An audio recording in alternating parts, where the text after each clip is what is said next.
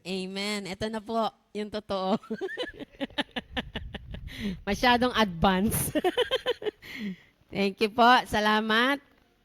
Ngayon naman po, ating ihanda ang ating puso, ang ating isip sa pakikinig ng salita ng Panginoon na kagalakan po na ma-introduce, pagamat matagal ng kakilala. Pero salamat sa Panginoon sa buhay ni Ate Julie Riano.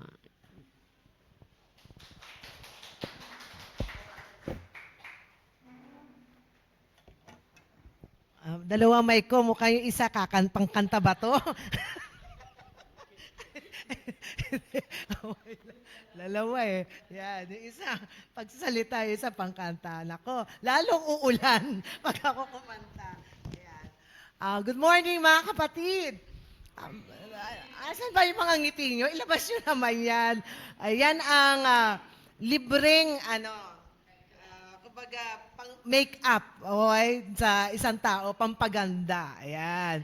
So, at sabi nga, rain or shine, ayan, tayo ay magsasama-sama na ah, talagang dakilain at itaas ang pangalan ng Panginoon at papurihan siya. Amen?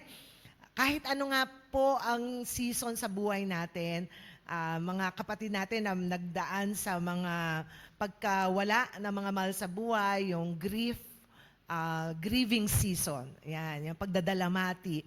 Mga kapatid na nagkaroon ng sakit, di po ba? O nakaranas ng iba't ibang pang losses. Naalala ko lang, Pastor, no, si Ate Leonie ko. Si Ate Leonie po, palagi masakit yung tuhod, kaya hindi po nakaka-attend. Minsan, sabi ba naman kay Pastor, Pastor, parang malungkot sila Julie. Parang ganon. Paano? Parang ang daming problema ng October. Natatawa ako talaga sa kaya. Nag-o-observa siya. Lalo-lalo na daw yung kay Joanne na sitwasyon. Ayan. Kumbaga, naaano niya. Yung meron daw lungkot. Nararamdaman yan. Pero, praise God na talaga in His presence, there is fullness of joy. Kaya, manalangin tayo. Aming Ama, aming Diyos, sa umagang pong ito, nais po namin muling iparinig, ipahayag ang aming pagpupuri, pagsamba sa iyong dakilang pangalan sapagkat sa lahat ng panahon ng aming buhay, karapat dapat kang itaas, karapat dapat kang parangalan sapagkat kayo ang tunay na Diyos, Hari na mga hari, Panginoon ng mga Panginoon, walang ibang Diyos na katulad mo. At nagpapasalamat kami na binigyan mo kami ng pribileyo na kami ay makakilala sa iyo bilang aming Panginoon at tagapagligtas, Panginoong Yesus. At ito po ang pinakadakilang regalo, pagpapala na maaari naming matanggap sa tanang buhay namin. At marami po salamat na sa bawat araw nakakatiyak kami na meron kaming Diyos na kasama namin. Hindi sa amin ang iiwan, hindi sa amin nagpapabaya. At sa lahat ng seasons, panahon ng aming buhay, ay sa amin ay gumagabay, sa amin ay nag-aalaga, sapagkat kayo ang Diyos na nakakakita, nakakakinig, at the same time, nagmamalasakit sa amin. Kaya Lord, ano pa po ba ang aming pwedeng sabihin kundi maraming pong salamat. At sa umagang ito, sa aming pag-aaral na yung salita, bigyan mo po kami ng kagalakan. Ang pagpunta po sa iyong bahay, banal na sambahan, kung saan kami nagkakatipon, hindi po ito kabigatan. Kundi ang aming pong kinakatagpo ay ang Hari na mga hari. Kaya Lord, tunay nga po sa araw na ito, sa umagang ito, punuin mo po yung puso namin ng kagalakan. Kung meron po kami mga kabigatan, iniiwan po namin ito, nilalagak namin sa iyong paanan. Tulungan mo kami mag-focus lamang sa iyo, sa iyong mensahe, sa iyong nais sabihin, sa bawat isa. At narito kaming lahat, kami ay nakikinig. At tulungan mo kami hindi lamang maging tagapakinig na iyong salita, kundi maging tagatupad nito. Salamat po sa iyong tagumpay sa aming mga buhay sa araw na ito, sa pangalan ni Jesus. Amen. Ayan. So nasa live series tayo, pangatlong linggo. At nakita niyo po naman dyan, natapos na po ni Pastor sa unang linggo, sa mga hindi umabsent, maganda talaga yung walang absent eh. Paano nasusundan, no? Yung ating serye. Parang nanonood lang kayo ng mga telenovela yan. Pag meron kayo na miss, ayan, mag-YouTube pa kayo. Ayan, bagay doon. Wala talaga problema, no? YouTube lahat na pinanonood. Ayan. So, oo nga pala, may YouTube na tayo, no? Di na ina-upload. Yan. So, yan. Ang life cycle po, ito ay sistema ngayon ng pagmimisyon at paggawa ng alagad ng IRM na pinapatupad po sa lahat na iglesia ng IRM. Okay po? Kaya tayo po ay nagpapasakop, kaya ito po ay ating ding ina-adapt dito po sa IRM Las Piñas. So, ito po ang cycle na tatakbuhin ng pagsasagawa ng life. Link people to Christ by fostering relationships and sharing the gospel with them. Yung second Sunday, incorporate new believers into the body of Christ by connecting them to a life group. At ngayong linggo po, letter F na tayo. Form. Ano ang ibig sabihin ng form? Form life group members into Christ followers fully equipped to carry out every good work. So mapapansin niyo po, yung bawat binasa ko, ito ay mga objectives, mga layunin ng life. Ayan. So ngayon, ang layunin na pag-aaralan natin yung form, ano daw yung form? Hubugin ang mga miyembro ng life group upang maging mga tagasunod ni Kristo na lubos na nasasangkapan upang magsagawa ng bawat mabuting gawa. Yan. So, yan po yung, tignan natin na. Okay.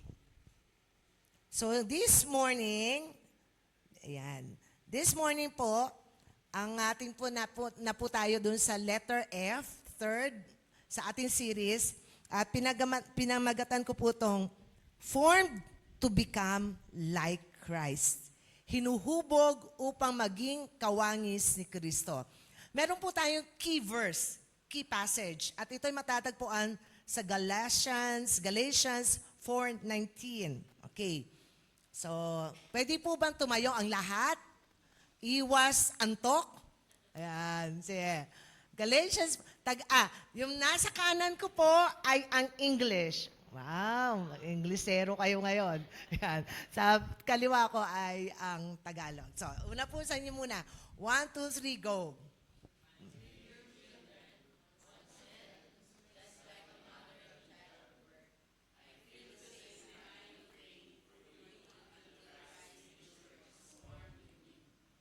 Okay. Ang aking kaliwa. 1, 2, 3, go.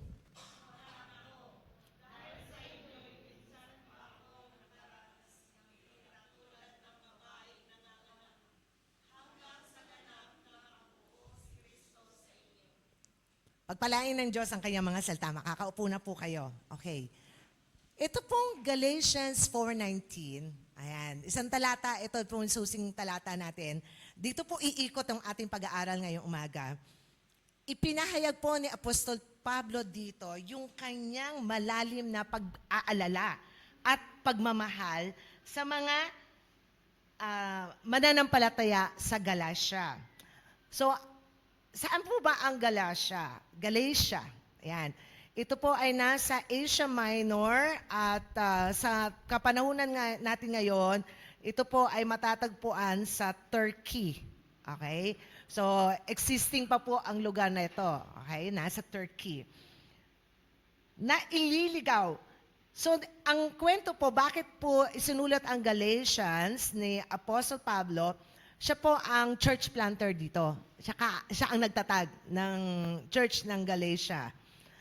Pero ang nangyari, nung pag-alis na niya, nabalitaan niya na ililigaw ng iba ang mga mananampalataya sa maling turo o dun kabaliktaran nung itinuro niya nung nandoon pa siya.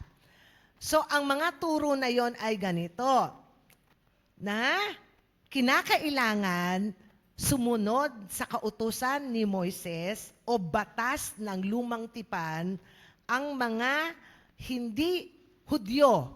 Paano di po ba?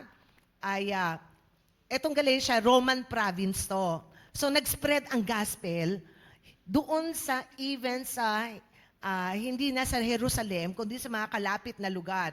So si Apostol Pablo ay tinawag bilang apostol ng mga hentil. Ibig sabihin ng hentil, hindi Hudyo. Okay.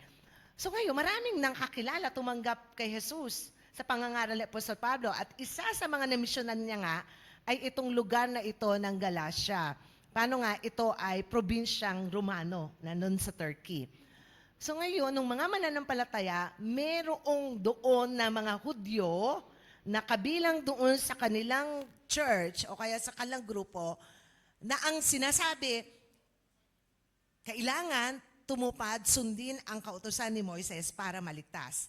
Ang itinuro sa kanila ni Apostol Pablo, sapat na ang pananampalataya kay Kristo sa biyaya ng Diyos. Yan. Yung bang Ephesians 2:8-9, for by grace you have been saved through faith. Yan. So ngayon, nang nalaman to ni Apostol Pablo, nalungkot siya. So paano? Parang ang taliwas sa kanya itinuturo, kaya sumulat siya sa iglesia ng Galatia.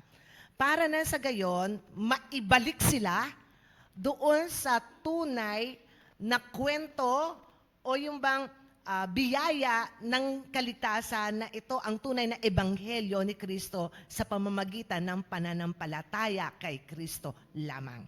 Okay. So alam po natin, yun ang goal, bakit to nasulat.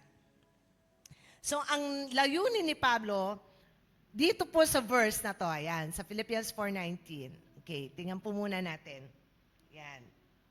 So, ang layunin ni Pablo ay yung nauna po. Yan, sa yung Galatians 4:19 mismo na verse. Okay. Yan, sige.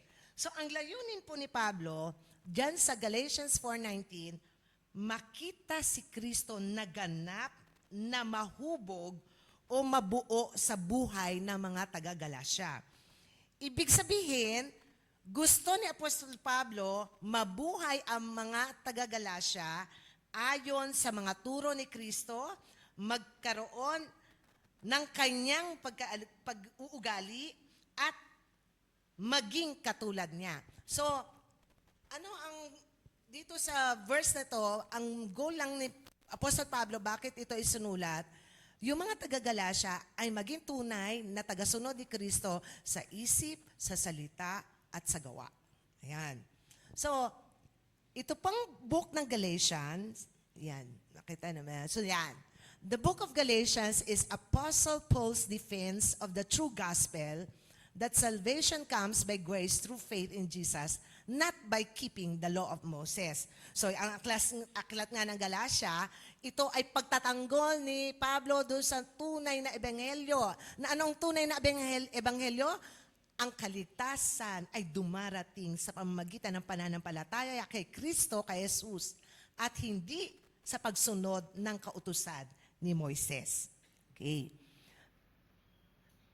Ang bawat mananampalataya, sumunod po, yan. Every believer is in God's forming process. Natutuwa ako to nung akin to pinag-aaralan, to mensahe na to. Sabi ko, Lord, ang galing naman at nag-guide mo ang IRM. Paano? Di ba yung life, yung link, incorporate, form, empower. So, kumaga talagang naka-align tayo kung ano yung tinuturo ng Biblia. Na after ma-incorporate sa church, sa life group, dapat simulan na ang paghubog sa mananampalataya. Bakit? Every believer is in God's forming process. Ang bawat mananampalataya, ako at kayo, nasa proseso tayo ng paghuhubog ng Diyos. Kahit po matagal nang mananampalataya, ako po nakakilala sa Panginoon, 10 years old lang ako eh. So 50 years na akong di ba? Sumusunod sa Panginoon. Pero hindi ibig sabihin nun, perpekto na ako. Nagkakasala pa rin ako. Meron pa rin ako mga kakulangan, kapintasan. At lahat tayo ay work in progress. Lahat tayo nasa paghuhubog pa rin ng Panginoon. Amen? Lalong-lalo na pag mabait ako sa nanay ko. Ayan. Paano? Mabait din siya sa akin. Ayan. So, di po ba? Kumbaga talaga lahat tayo meron pa rin inuhubog ang Diyos sa atin. Meron po tayo diyang isang illustration. Tingnan natin yan. Yan. Isang lalaki, sculptor po siya. So, ang kanyang inuukit, ayan, ay leon. Yan. So merong sculptor na minsang tinanong, paano mo naihugis ang napakalaking leon, estatwa na isang leon? Ngumiti siya at sumagot, simple lang. Tinatanggal ko lang ang lahat ng bahagi na hindi mukhang leon. Ang galing, no? So sa pag-chisel niya nung kahoy o nung kung ano man, lahat ng mga bahagi na hindi mukhang leon, inaalis niya. Paano nga ang target niya, yung kanyang sculpture ay maging mukhang leon. So, ganun din po tayo na ginagawa ng Diyos sa atin. No, katulad nitong sculptor doon sa leon. Hinuhubog tayo ng Diyos sa wangis ng Panginoong Hesus sa pamamagitan ng pagtatanggal ng lahat ng mga bagay sa ating buhay na hindi mukhang Hesus. Ano yon? Mga ugali o kasalanan na humahadlang sa kanyang larawan sa atin. Di po ba yung nabanggit ni Pastor, yung sa last Sunday, pinupurong tayo eh. Di ba? Meron tinatagpas. Kumaga yung gardener, master gardener natin, vine dresser, si Jesus. Lahat ng hindi magbubunga, inaalis, no? Sa ating mga buhay. Masakit, di ba? Yung pagdidisiplina ng Diyos sa atin. Pero ang layunin ng God doon, kahit tayo nasasaktan, hubugin tayo ayon sa wangis ng kanyang anak na si Jesus para yung larawan ni Jesus ay maging larawan din natin.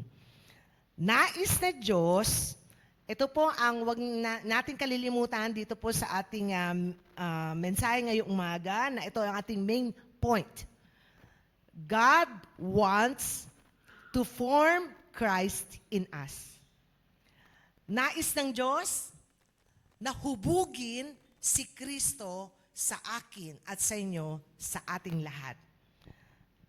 So, ang salita pong form, o yung hubugin, Griego po ito ng morpho, means to shape, mold, or to take on the nature of something like a pattern shaping clay.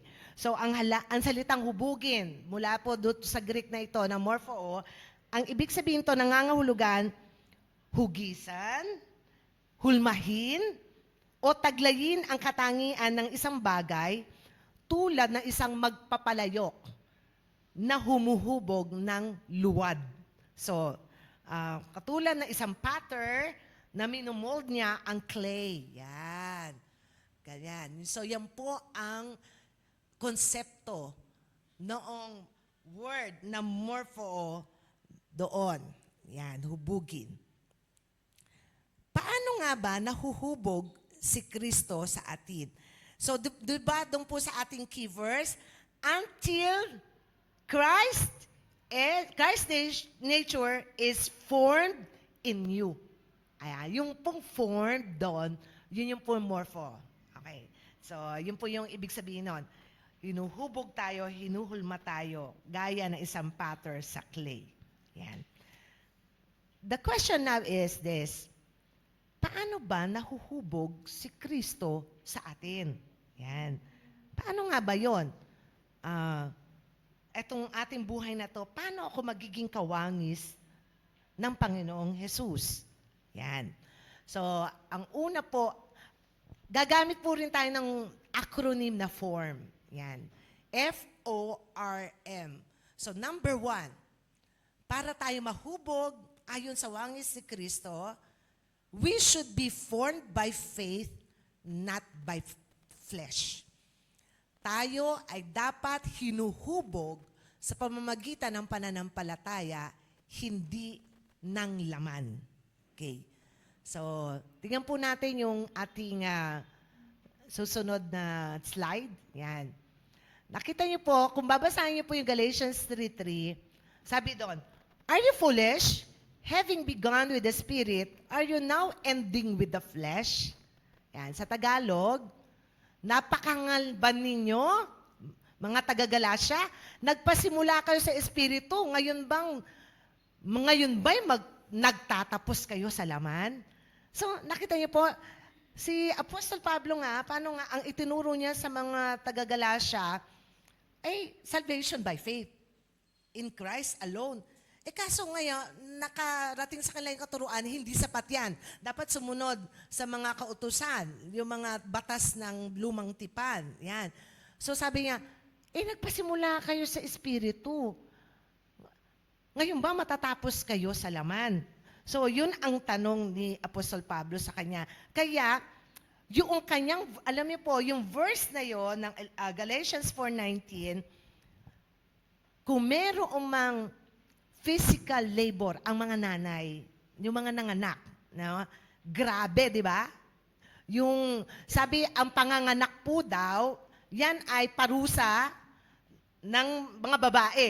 Ayan, paano? Si nanay Eva natin no? Yan may sala.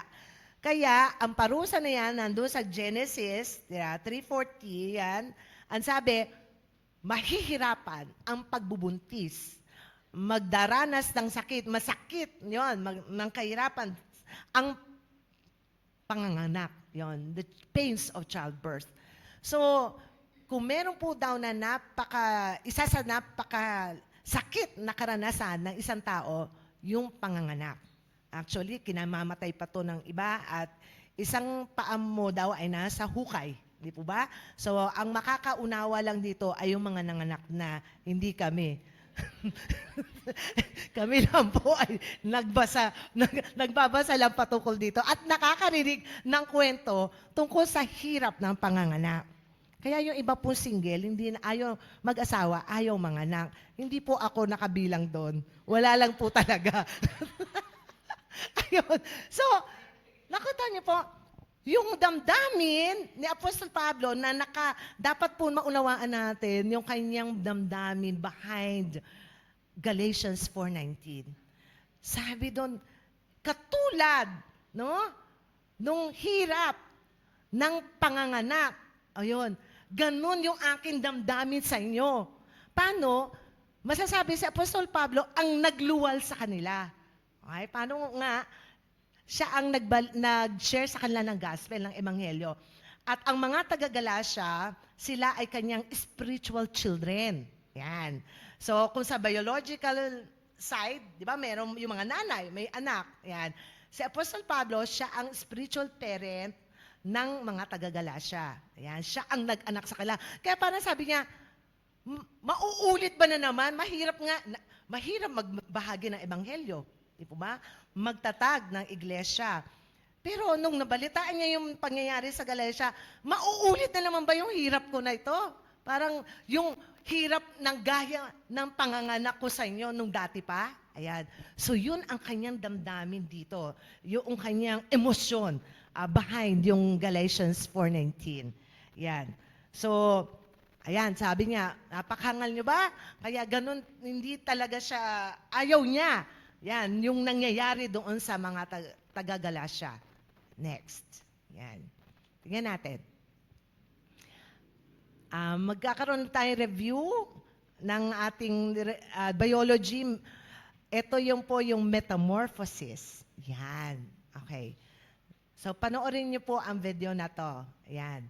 Kung paano ang isang uod, nakakadiri, yan, ay naging isang napakagandang paru-paro. Wala lang background music, no? Ayan. Meron naman pala. Kailangan, ask and you will receive. Ayan. Mga kapatid, ganun ang metamorphosis, yan, bibigyan ko po kayo ng konting background o kwento patungkol dyan sa metamorphosis, the process of metamorphosis. Ang metamorphosis ay ang kamangahamanghang proseso kung saan ang isang uod ay nagiging paru-paro.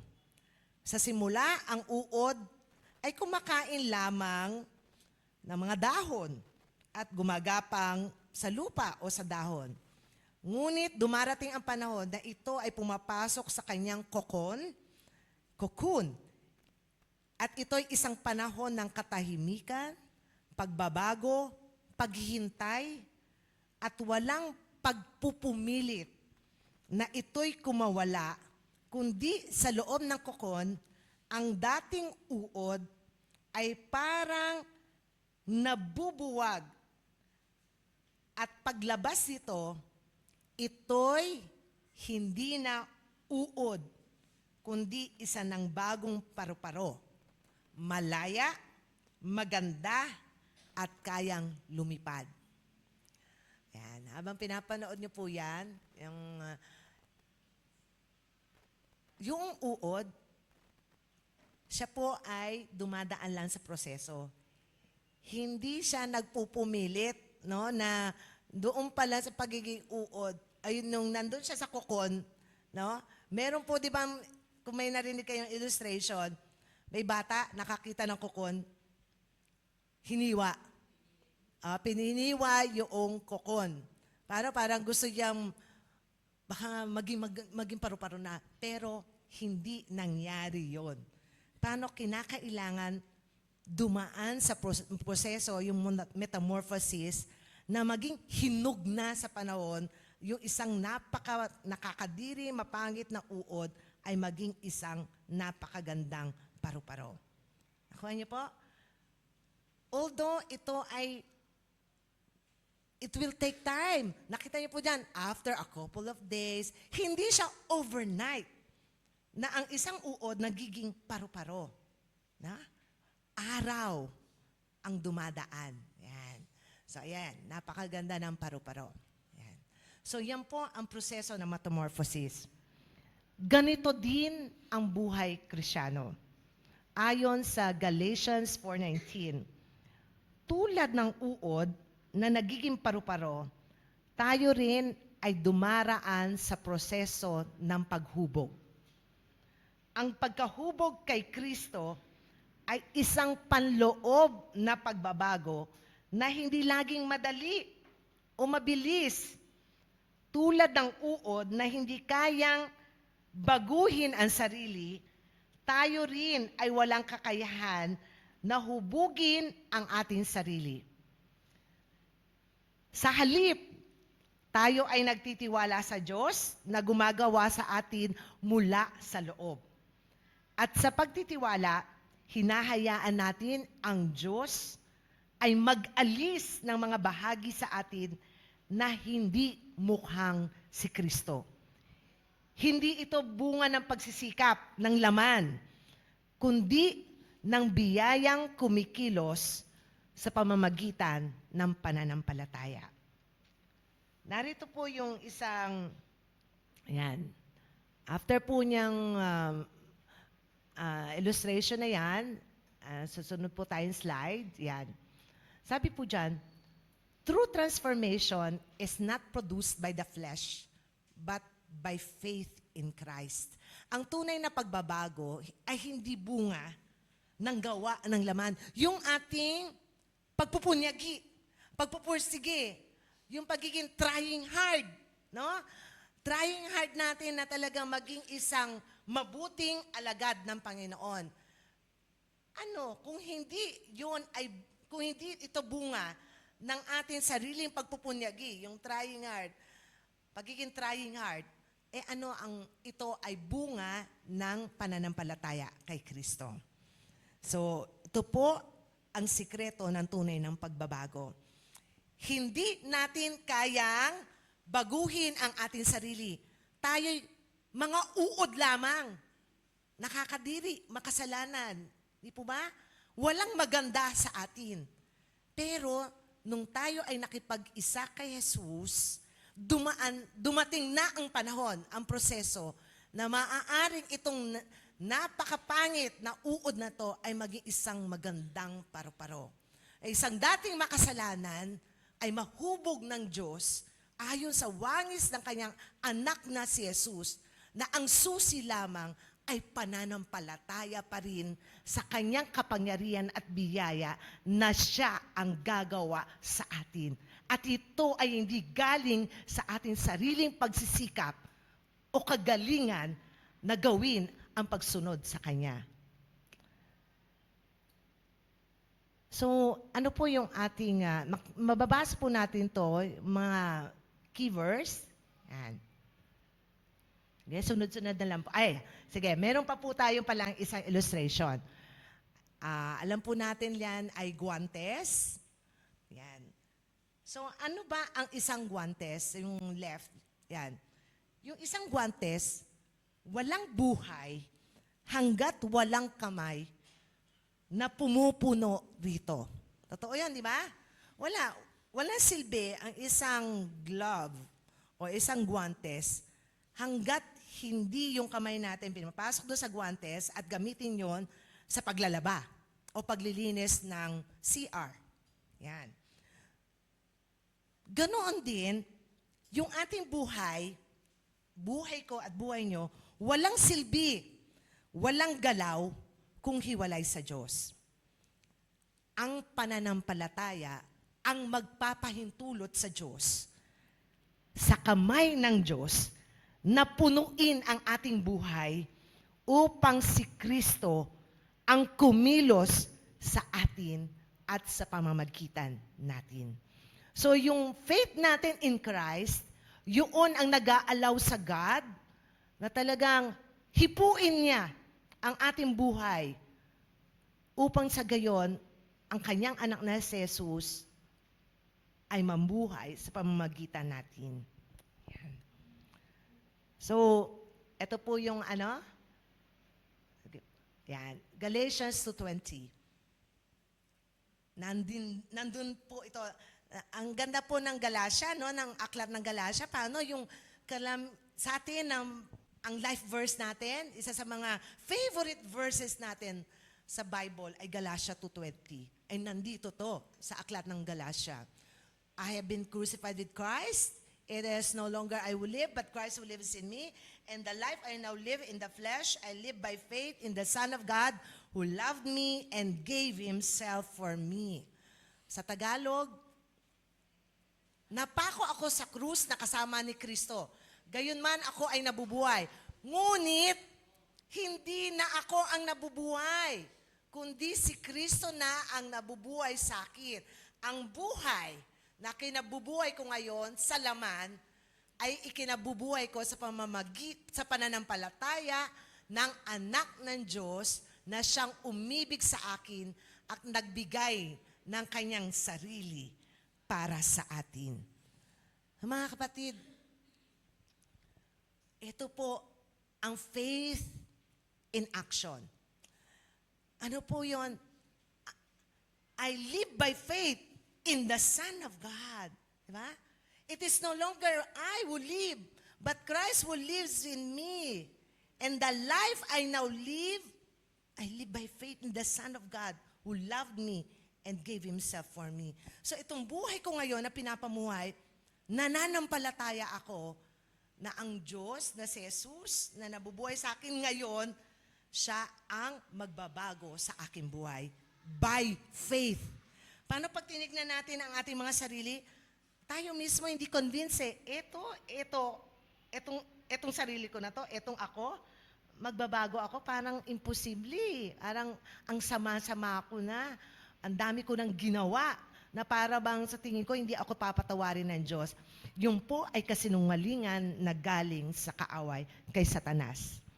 Sapagkat sa Panginoong Diyos, ang kasalanan, maliit o malaki, kahit nagpa-abort pa, di po ba? Nakapatay pa, o nakapang-rape pa, pero kapag lumapit sa Diyos, maaari niyang patawarin at yun ay gawin kang bagong nilalang. At sa iyong pananampalataya sa Panginoon, pwede ka magpatuloy na magpahubog sa Kanya. Hindi dahil lang sa kaya mo, ikaw ay malakas, magaling, kundi sa pananampalataya na si Kristo ang gagawa sa akin. So ano ngayon po ang ating application? Ang application natin sa unang point na ito ay ganito. Stop striving, start trusting. Because legalism tries to perform, but faith allows God to transform. Paano nga? Doon sa Church ng Galatia, ang tinuturo ngayon ay legalism. Dapat sumunod sa kautusan para maligtas. Pero ang sabi nga dito sa ating pag-aaral, itigil na natin ang pagpupumilit, striving. Yan. Ano ang dapat natin simulan? Simulan ang pagtitiwala. Dahil ang legalismo ay laging nagpupursiging gumanap, mag-perform. Ngunit ang pananampalataya or faith, nagpapahintulot sa Diyos na kumilos at magbago sa atin. Ang galing, no? So, when we have faith in the Lord Jesus Christ, we are allowing God to transform us unto the likeness of our Lord Jesus Christ. Pangalawa, yung first ay F, yan. Formed by faith, not by flesh. Tayo ang ngayon, diyan tayo nagpasimula hinubog tayo sa pamamagitan ng pananampalataya at patuloy tayo hinubog sa pamamagitan ng pananampalataya, hindi sa pamamagitan ng sariling laman. 2. O. How is Christ formed in us? We are being formed through obedience and surrender. Tayo ay hinuhubog sa pamamagitan ng pagsunod at pagsuko. Yan. So, tingnan po natin. Yan. So, ito lang po. Ganda doon sa Old Testament, no? Na verse yon, you are the potter. Kantan rin natin yan You are the potter, I am the clay. Mold me and melt me. This is what I pray. Di ba? O kaya yung change my heart, O God. Diba? Make it ever true. Yan. Tapos yung melt me, mold me, fill me, use me. Ayan. I live my life para sa potter's hand. So, tayo mga kapatid, isa pa po itong paghahambing. Yung potter, ang ating Diyos, ang ating Panginoong Yesus, tayo ay clay. No? Tayo ay luwad. So, para mahubog kung ano ang nais na disenyo ng pattern doon sa clay, sumusunod lang ang clay, yung luwad, doon sa pattern. Nakita niyo po? Hindi yung, wala dyan pasaway, di ba? Walang clay dyan na bigla na lang natumba. O kaya, nakita niyo po? So ngayon, ang Diyos ang ating pong magpapalayok. He is our Father, our Lord Jesus Christ, ang Holy Spirit, ang God in Trinity. Ang kailangan lang natin bilang clay, tayo po yung luwad, makipag-cooperate sa Father. Kung ano yung ginagawang paghubog sa atin ng ating magpapalayok, tayo ay magpasakop, tayo ay sumunod, tayo ay magsuko. Sapagkat alam ng ating magpapalayok, ang Diyos na humuhubog sa atin ang pinakamabuting disenyo para sa ating buhay. Pinakamabuting wangis para sa ating buhay o larawan para sa ating buhay. At meron yon. Ano yung pinakamabuti na yun? Pinakadakilang wangis? Yung wangis ng Panginoong Jesus. Yan. So, yun ang ginagawa ng God sa ating mga buhay. Kaya mga kapatid, minsan, bakit ito nangyayari sa akin? Yan, di ba? Marami tayong tanong. Nagkakasakit. Sino ba may gusto ng sakit? Ang hirap yatang may sakit. Ako po, hanggang ngayon, iniinda ko pa rin po yung aking bukong-bukong. Ay, bukong-bukong ba to? Heel, yan. So, sa aking paglalakad, matigas ulo ko, hindi pa ako pumupunta sa orthopedic na doktor. Parang kung kakayanin pa, baka gumaling na. Pero meron na akong reseta, yung recommendation doon sa isang doktor. Pero mahirap po maglakad, lalo na pag pumanik ka sa LRT station, walang lift. Mas mataas pa dito sa pagpanik dito eh. Di ba? Magpe-pray ka na lang habang pumapanik. Pero alam ko na hindi ako pwede magreklamo. Paano alam ko kalooban ng God, yung ginagawa ko, magtuturo ako, bahagi ito ng aking binabayarang cost na sakripisyo, ang sumakay at magbiyahe na 3 oras papunta sa Bulacan, para makapagturo na 3 oras, mas mahaba yung aking paglalakbay kaysa sa oras ng aking pagtuturo. Di po ba? Doble. Pero bakit ko yung ginagawa? At nagpapasakop ako sa kalooban ng Diyos. Paano alam ko sa aking pagsunod na yon, nabibigyan kong kaluguran ng Diyos. Nabibigyan ko siya ng kalwalatian. Hindi madaling sumunod. At isuko yung ating kalooban sa Diyos. Masasaktan tayo, iiyak tayo. Ma-heartbroken tayo. Mga kapatid, di ba? Yun eh. Imagine nyo, kung hilingin ng Diyos, si Abraham, iniling si Isaac, hindi madali yun. Pero siya ay nagpasakop. Pero ang Diyos naman, hindi inalaw na mawala rin si Isaac. Ang tines ng God kay Abraham ay ang puso ng pagsunod at pagpapasakop at pagsuko. So nawa tayo mga kapatid, araw-araw sa ating buhay, ito na lang palagi ang dapat na palaging maging huling panalangin natin sa Lord. Panginoon, nahihirapan po ako. Parang gusto na natin magreklamo, di po ba? Pero alam ko may ginagawa ka sa aking buhay. Thy will be done. Nagpapasakop ako sa iyo. Napakahirap itong nangyayari sa akin, pero Panginoon, nagpapasakop ako sa iyong kalooban, mangyari ang nais mo sa buhay ko. Amen. So, makipag-cooperate po tayo sa ating pattern. Third, ito po yung dyan, key verse, Galatia 5:16. Sinasabi ko sa inyo, mamuhay kayo ayon sa Espiritu at hindi nyo pagbibigyan ang mga pagnanasa ng laman. So, bahagi yun, no? Nung ating pagpapasakop sa master pattern natin, ang Panginoong Yesus.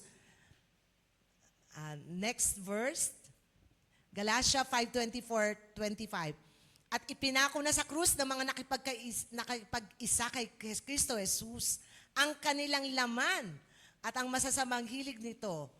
Kung binigyan tayo ng buhay ng Espiritu, mamuhay rin tayo ayon sa Espiritu.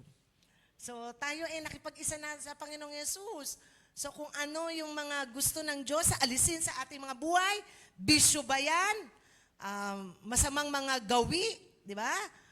Yung bang bibig natin na talaga naman pag tayo ay nagsalita, ang mga tao ay pinagdududahan, tayo nga ba ay mananampalataya? O sa pamamagitan ng ating pamumuhay, talaga ba sila ay mako-convince na tunay nga tayo ay alagad ng Panginoon? So, kailangan yung lahat ng ito, yung mga masasamang hilig, lust of the flesh, lust of the eyes, pride of life. Yan. Ang ating pagmataas, lahat to, ibigay natin, isuko natin sa ating Panginoon Jesus at mamuhay tayo ayon sa Espiritu ng Diyos. Okay. Ano po ang application natin? Sa O, let God shape your will and your ways. Hayaan natin na hubugin ng Diyos ang ating kalooban at ang ating pamumuhay. Huwag tayong matigas ang ulo. Pag sinabi ng Diyos, no, it's a no. Hindi natin pipilipitin ang siko ng Diyos. Lord, pwede bang maging yes ang no mo? Po ba? So pag sinabi ng God, hindi pwede, Hindi pwede. So, ang ating kalooban, usually gusto natin may free will. Ang Diyos ay napaka-gentleman. Binigyan tayo ng free will. Hindi niya tayo ginawang robot. Ang tao, mayroong sariling pagpapasya. Pwedeng mag-decide on his own. Pero ngayon na tayo ay Kristiyano na, maging clear sa atin, papahubog ng Diyos, ipapahubog natin sa Diyos ang ating kalooban at ang ating pamumuhay. Hindi na tayo ang masusunod, si Kristo na nabubuhay sa atin. Sapagkat siya na ang Panginoon, ang tsuper ng ating buhay. Pangatlo, R. How is Christ formed in us? We are being formed through relationship, not religion. Tayo ay hinuhubog sa pamamagitan ng relasyon, hindi ng relihiyon. Kaya po kayo narito, ang amin pong itinuturo, hindi po namin promote ang reliyon, ang religion.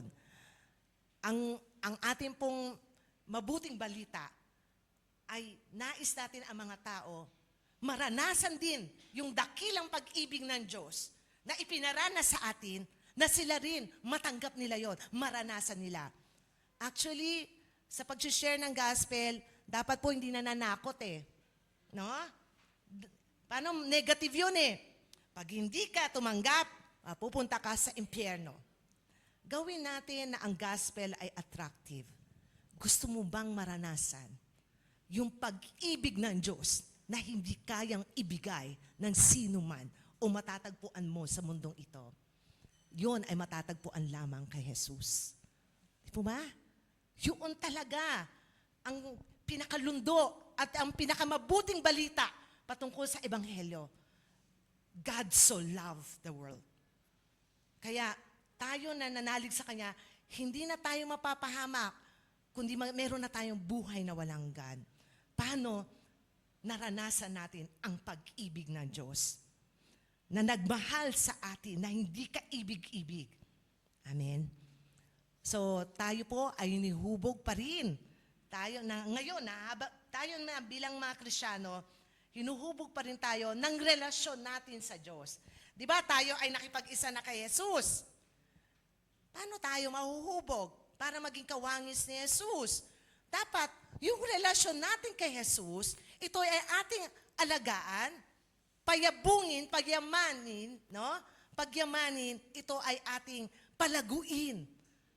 Kung paano yung isang tao sa kanyang panliligaw, ay bago yon masagot ng kanyang nililigawan, dine-develop niya di ba? Yung relationship sa pamamagitan ng communication, spending time with the person, giving gifts, yung 5 love languages, no?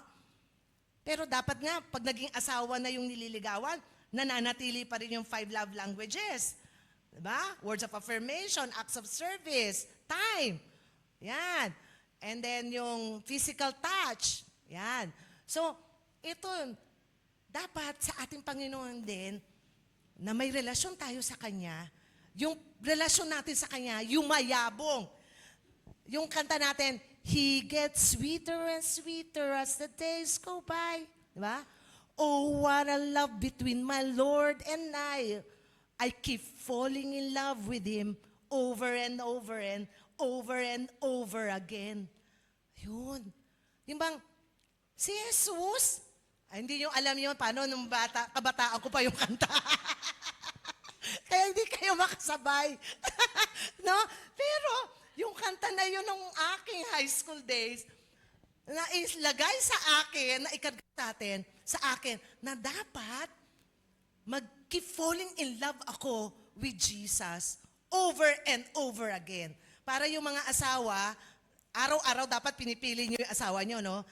Kahit minsan hindi yan kapili-pili, pero magdi-decide ka, I will choose you every day. Ganon yun, di ba? Kaya Jesus, ay nako, walang kapintasan. Perfecto. Eh yung mga asawa nyo nga, imperfect. Pero, pinagtsatsagaan ba? Hindi naman. Minamahal. Kaya, nagtitiis.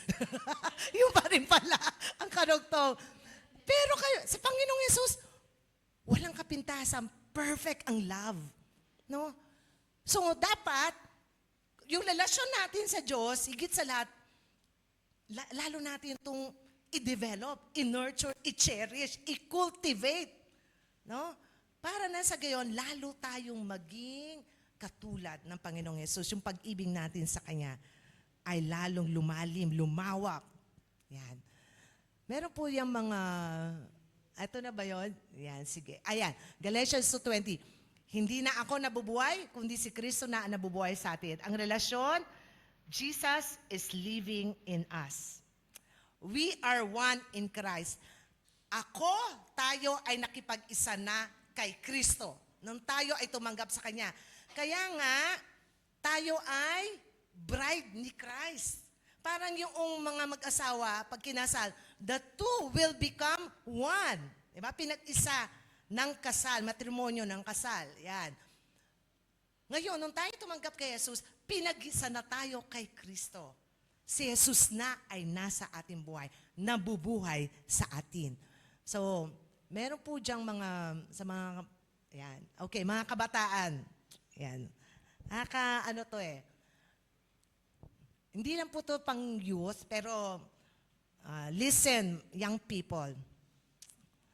Be careful with your environment, for it will shape you. Be careful with the friends you choose, for you will become like them.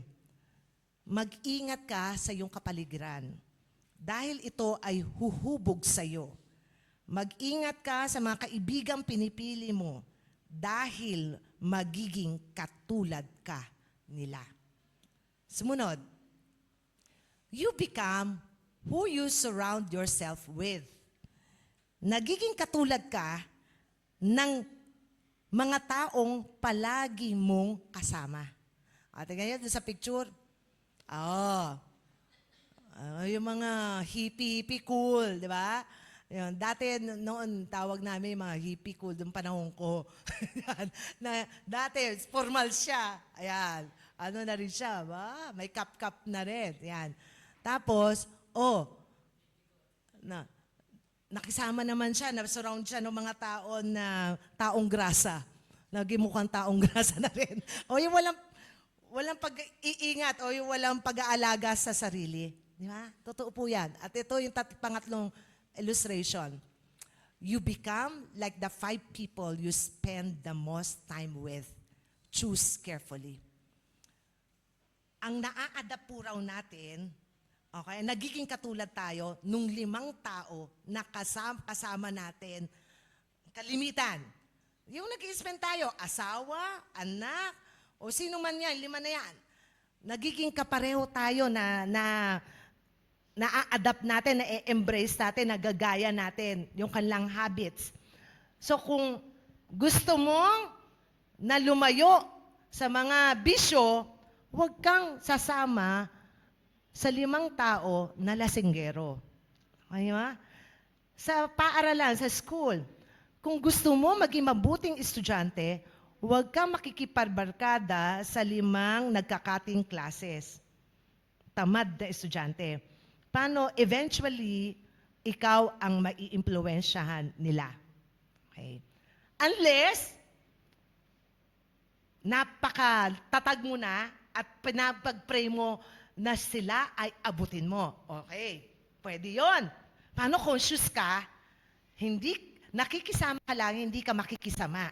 At kailangan ko na itong mga kaklase ko ay maabot ng pag-ibig ni Jesus. Clear yon. Pero kung hindi ganon ang kaisipan natin, gusto lang natin makisama sa mga tao, yan, hangout, banding, piliin natin kung sino ang ating magiging kaibigan. So kung gusto natin maging chismosa, ay talagang makisama tayo sa mga marites, sa mga umpukan. Ayan, di ba? Sa kapitbahay. So, napaka-critical and crucial kung sino yung ating nakakasama sa buhay. Ano po ang talata patungkol dito? Efeso 4:15. Sa halip sa pamamagitan ng pagsasalta ng katotohanan sa diwa ng pag-ibig, tayo dapat maging lubos na katulad ni Kristo na siyang ulo nating lahat. Wow! So sa pamamagitan daw ng pag-share natin ng truth and in the spirit of love, dapat tayong lahat lubos na katulad ni Jesus. Na siya ang ating head, the head of this church. Tayo ay iglesia. Meron po yung, okay. Yan. At ngayong naaalis na ang talukbong, 2 Corinthians 3:18, nagniningning sa ating mga muka ang kalwalatian ng Panginoon. At ang kalwalatian yan na nagmumula sa Panginoon na siyang Espiritu, ang siyang magbabago sa atin mula sa isang antas ng kalwalatian hanggang tayo'y maging kalarawan niya. Yan. Okay. Tayo po. Subalit, ang bunga ng Espiritu, pag-ibig, kagalakan, kapayapaan, pagtsatsaga, kabaitan, kabutihan, katapatan, kahinahunan, at pagpipigil sa sarili, walang batas laban sa mga ganito. Next. Yan. Ito po isang illustration na gustong-gusto ko nung makita ko ito. Hindi dahil lang sa purple po yan. Yan. Ephesians 4:15. Ito yung binasa ko. Rather speaking the truth in love, we are to grow up in every way and into Him who is the head, into Christ. Mga kapatid, nakita niyo po, lahat tayo ganito.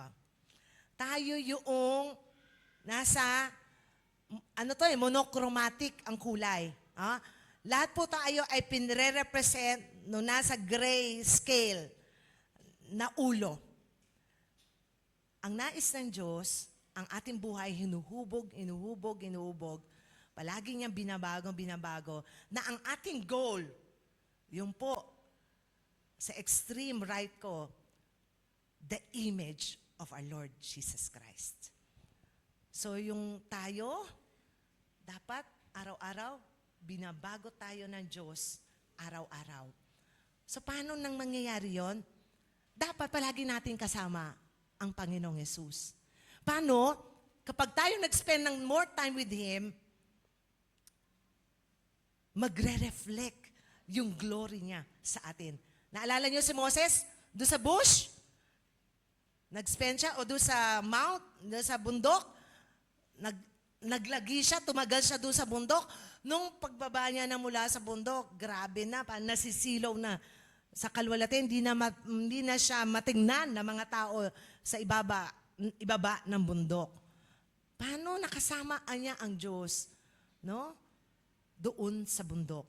So tayo, yung ating pong quiet time, ito ang paraan para talagang maging malapit tayo sa Diyos. Yung devotion, nagbabasa tayo araw-araw, nananalangin tayo araw-araw, tapos pumupunta tayo sa sambahan ng Diyos. Hindi araw-araw, tuwing linggo at sa life group.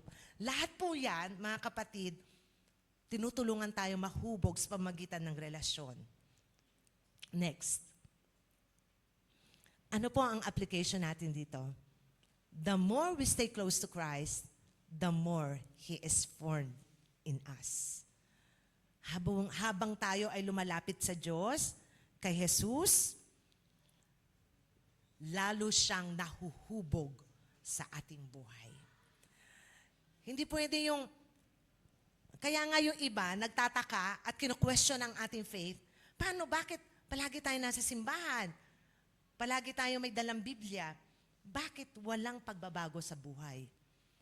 Ang dapat na maging bunga nun, nagiging kawangis tayo ng Panginoong Yesus sapagkat tayo ay lumalapit sa Kanya. Next. Pang-apat. How is Christ formed in us? We are being formed through maturity and ministry. Hinuhubog tayo sa pamamagitan ng paglago at paglilingkod. Yan. Sige.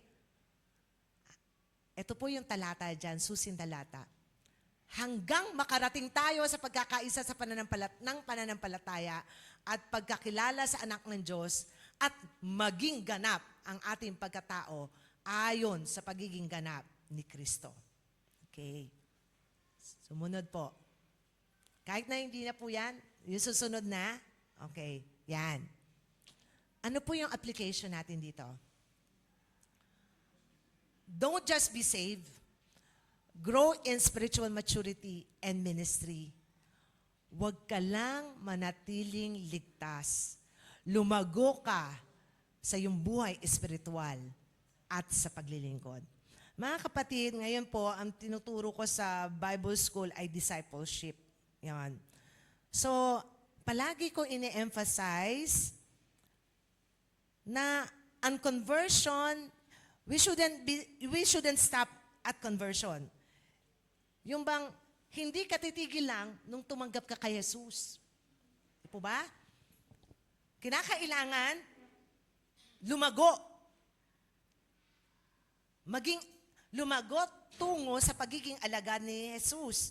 Yun nga po yung form. Di ba?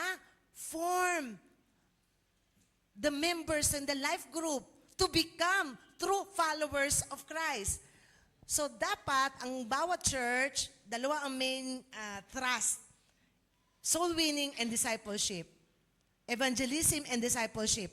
Yung mga nailapit sa Panginoon dapat alagaan. Gaya ng pag-aalaga ni Pablo sa mga iglesia na kanyang naitatag. At dapat, yung mga mananampalataya, mag-grow. Di ba? Tayo ay hindi pwede mag-stagnate, ma-stuck na. Ay basta, tumanggap na ako sa Panginoong Yesus, hindi na ako mapupunta sa impyerno, sa langit na ako pupunta, period. Hindi po gano'n mga kapatid. Hindi yon ang layunin ng Diyos sa atin. Ang layunin ng Diyos sa atin, yung spiritual maturity and magkaroon tayo ng ministry.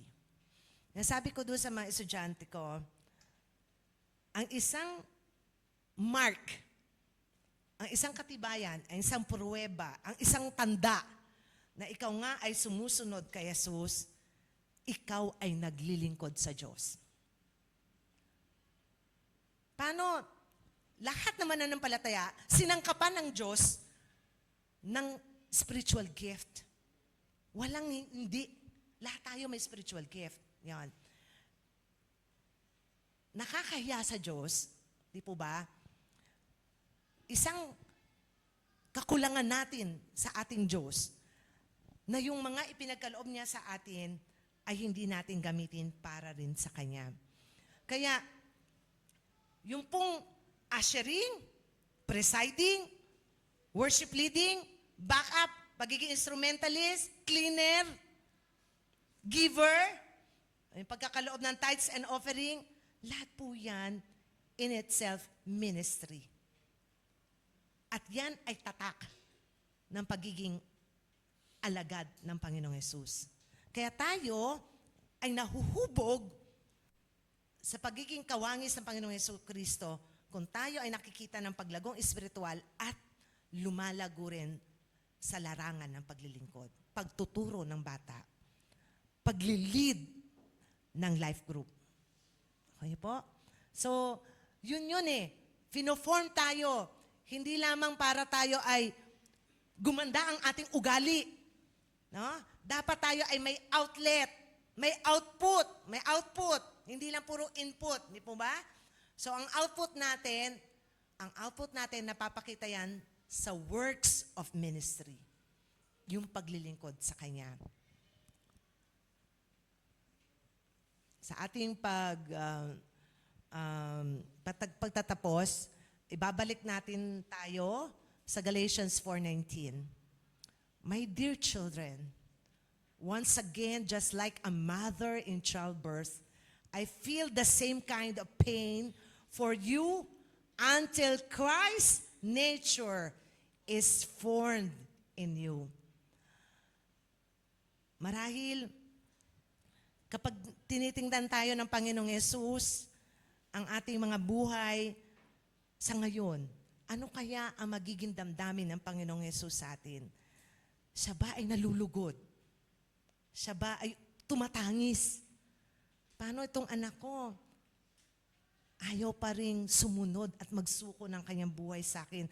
Ayaw pa rin makituwang, makipag-cooperate sa aking ginagawang paghuhubog sa Kanya, kumakawala pa rin, gusto pa rin gawin ang Kanyang kalooban.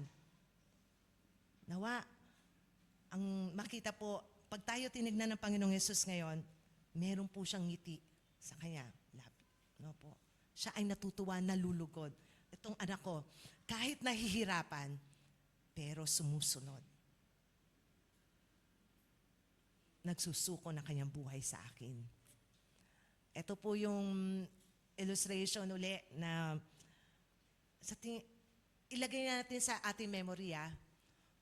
Itong Ephesians 4:15, itong image na to. Dito sa ating topic na form, form ng life. Ang goal natin, to become like Christ. Ito tayo. Andun ang Panginoong Jesus. Bawat araw ba, palapit tayo tungo sa wangis ng Panginoong Jesus? Ang nakakalungkot, bawat araw, yung wangis ng Panginoong Jesus, lumalayo pa tayo sa wangis niya. At ang conclusion po natin ay ganito. Paul's words show us that formation is a process, not a one-time event. God, through His Spirit, is still molding, shaping, and refining us until Christ is fully formed in us. Ipinapakita sa atin ang Galatia 4:19 sa mga salita ni Pablo na ang paghubog ay isang proseso. Hindi ito isang beses lang na pangyayari. This is not a one-time event. It is not an overnight event. Ang Diyos, sa pamamagitan ng Kanyang Espiritu, ang banal na Espiritu ang nananaan sa atin, ay patuloy na humuhulma, humuhubog, at nagpapadalisay sa atin. Hanggang sa lubos na mahubog si Kristo sa ating buhay. Tayo po'y manalangin. Aming Diyos, marami pong salamat sa talatang aming pinag-aralan. Marami pong salamat sa ministeryo ni Apostol Pablo sa unang iglesia ng mga taga-Galacia na nakita namin sa kanyang puso yung lubos na pag-aalala, yung kanyang pagmamahal, pagmamalasakit sa pananampalataya ng mga taga-Galacia na ang maging malinaw sa kanila, napapawalang sala kami sa pamamagitan ng aming pananampalataya sa iyong anak na si Yesu Kristo. O Panginoon, kami po ay naligtas sa pamamagitan ng iyong biyaya at kami po ay nagpapatuloy lamang sa iyong biyaya. Kaya Lord, sa umagang ito, tulungan mo po kami, isuko ang aming mga buhay. Sasabihin namin, Panginoon, sa iyo, Opo, Panginoon, opo, aming Ama, nais po naming hubugin mo po kami. Kahit mahirap, kahit ang marami kaming isusuko sa aming buhay, pero ang nais po namin, hubugin mo kami hanggang ang wangis ng Panginoong Yesus na yung anak ay makita, maging kalarawan namin. Lord, alam namin, ito po ay proseso. Kami ay babagsak, kami pa rin ay magkakasala. Pero marami po salamat, kayo ay palaging bukas, handa na kami ay linisin, baguhin at bigyan ng bagong simula. At doon kami nananalig, doon kami nagtitiwala na ang mabuting bagay na sinimulan mo sa aming buhay, kayo ang nagtataguyod nito hanggang sa inyong muling pagbabalik. Ang nais mo lamang, Panginoon, ay ang aming lubusang pagsunod, pagtitiwala sa iyong magagawa, hindi sa aming kakayahan na baguhin ang aming sarili, kundi nagtitiwala kami sa kapangyarihan ng Banal na Espiritu na kumikilos sa aming buhay at kami po ay magpapasakop, magpapadirect, magpapagabay sa iyong Banal na Espiritu. Hindi po namin i-feed ang nasa ng aming laman, kundi kami po, Panginoon, ay susunod sa pangunguna ng iyong Banal na Espiritu. Opo, Panginoon, ang iglesyang ito, nais mo na mahubog sa wangis ng iyong anak na si Jesus. Magpatuloy po kayo. Sa pangalan ni Jesus, nagpapasalamat na pa rin po kami sa tagumpay mo sa aming buhay ngayon, noon, ngayon, at sa mga susunod na panahon. All by God's grace, in Jesus' name. Amen. Amen.